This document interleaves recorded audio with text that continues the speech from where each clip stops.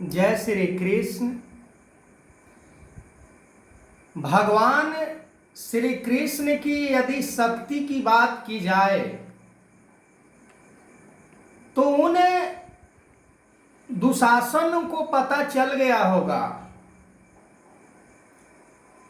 कि भगवान की शक्ति क्या होता है, पर उसे महसूस नहीं हुआ कि ये कौन सी शक्ति हमारे ताकत के आगे काम कर रहा है।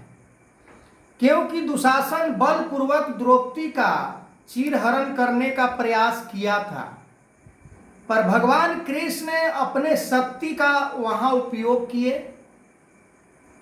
और उन्हें दुष्टों को, आसुरी प्रवृत्ति वाले जो दुशासन थे, वो कभी सोच भी नहीं पाए कि मैं निवस्त्र करने का प्रयास किया पर वस्त्र कम क्यों नहीं हुआ, वस्त्र खत्म क्यों नहीं हुआ, वस्त्र कितना लंबा था, वस्त्र के अंदर क्या ऐसी खासियत थी जो वस्त्र खत्म नहीं हुआ। मैंने इतना प्रयास किया। भगवान जब अपने शक्ति अपने भक्तों के ऊपर जब कोई संकट, कोई मुसीबत, परेशानी आता है तो भगवान अपने शक्ति का उपयोग करते हैं। जो भक्त इस संसार में होते हैं वो महसूस करते हैं कि भगवान का कितना किसी भक्त के जीवन में रोल होता है। जब पूर्ण समर्पण कोई भक्त भगवान के चरणों में शरणागत हो जाता है तो भगवान भी पीछे नहीं हटते। द्रौपदी ने भगवान कृष्ण को कहा था कि भगवान कृष्ण, आप अपने प्रभुताई को छुपाना चाह रहे हैं पर भक्त के दृष्टि से नहीं बच पाओगे। भक्त आपको अच्छी तरह जानता है, मैं अच्छी तरह जान रही हूं कि मेरा साड़ी क्यों बढ़ाने वाले तुम ही हो कृष्ण। आज भी यदि इस विराट स्वरूप की बात की जाए, निराकार की बात की जाए, परमानंद की बात की जाए, इतिहास के पन्ने भरे पड़े हैं इसके गुणों का वर्णन करते करते। लिखा भी जाता है, लिखा भी हुआ है। धरती को कागज करूं लेखन सब बन राय, सात समुद्र के मसी करूं हरि गुण लिखा न जाए। परमात्मा के गुण का वर्णन करते करते थक जाएगा इंसान, पर शब्द नहीं वर्णन कर सकता है, किसी लेखनी में इसे एंड लास्ट नहीं कर सकता है कि मैं परमात्मा के गुणों का वर्णन करते करते लास्ट कर दिया। ऐसा नहीं है। अखंड ये परमात्मा जिसका कोई न आदि है न अंत है। संपूर्ण अवतार वाणी में बाबा अवतार सिंह जी महाराज भी लिखे हैं कि इस धरती के आगे धरती, इसके आगे और जहान, इसके आगे भी और जहान है, पर देखने की दृष्टि होनी चाहिए। हमें तो बगल में भी दिखाई नहीं देता है कि बगल में कोई रो रहा है, कराह रहा है, तरस रहा है, मर रहा है, तड़प रहा है, पर हमारा इच्छा नहीं होता। क्यों तड़प रहा है, क्यों रो रहा है, क्यों कराह रहा है? ऐसा गुण हमारे अंदर नहीं है।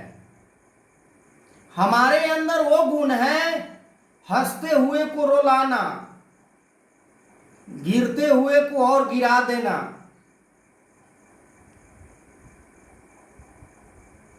भटका हुआ को और भटका देना। इंसान के फितरत पशु पक्षी से भी नीचे आ चुका है। पशु तो खैर पशु है, पक्षी है, पर मनुष्य को भगवान ने चेतनशील पहले भी इसे बताया है कि चेतनशील प्राणी है मनुष्य। और 84 लाख योनि में सबसे श्रेष्ठ इसको कहा गया है, मनुष्य को। श्रेष्ठ किस कारण इसको कहा गया? श्रेष्ठ, महान, बुद्धिमान, महापुरुष, संत, महात्मा, महापुरुष, अनेकों नाम मानव शरीर को दिया जाता है। महापुरुष कौन होता है? जो अपने आप को दास भावना से युक्त हो जाता है। भगवान कृष्ण भी गीता के 4 अध्याय में लिखते हैं कि भगवान योग माया के द्वारा अपने आप को छोटा कद करके इस धरती पर आता है और सबसे छोटा बन के दास भावना से युक्त होकर जीवन जीता है, पर उसे सबसे महान कहा जाता है। पर संसार में जिसके पास सब कुछ है वही महान है, जिसके पास कुछ नहीं है वो महान नहीं है। स्वयं परमात्मा कह रहे हैं कि सब कुछ, सारे अपने आप को कद, परमात्मा का कद का कोई छोटा कर सकता है क्या? परमात्मा जो विशाल सत्ता है, जिसका कोई आदि है न अंत है, फिर भी योग माया के द्वारा शरीर को धारण करता है योग माया से, और अपने आप को छोटा बताता है। बाबा हरदेव सिंह जी महाराज के देखिए, अपने आप को दास कहा करते थे। स्वयं परमात्मा थे, विष्णु के अवतार थे, विष्णु थे, फिर भी अपने आप को दास। इन्हीं सतगुरु माता सुदीक्षा की बात कीजिए, अपने आप को दासी बोलती है, जो कि ये स्वयं सीता, लक्ष्मी, पार्वती, रुक्मिणी, लक्ष्मी, सरस्वती यही थी। इसके सिवा और कोई दूसरा नहीं था, पर हमें ऐसा लगता नहीं है। हम कंफ्यूजन में रहते हैं, ये तो नर रूप में है। अरे भाई, ये अपना कद को छोटा कर लिया है, पहचान नहीं होने देता है किसी युग में अपने आप को। भगवान कृष्ण भी अपने आप को पहचान नहीं होने दे रहे थे, राम भी अपने आप को पहचान नहीं होने दिए। सुदीप को बोलते हैं कि ये बात किसी को बताना मत। सुदीप को कहते हैं कि आप हमारे बारे में जान रहे हो, पर आगे मत कहना कि भगवान राम स्वयं भगवान है, ये नारायण है। तो भगवान की यदि बात की जाए तो समाप्त नहीं हो सकता है। आगे मैं इस वीडियो को कंटिन्यू करूंगा। तब तक के लिए जय श्री कृष्ण।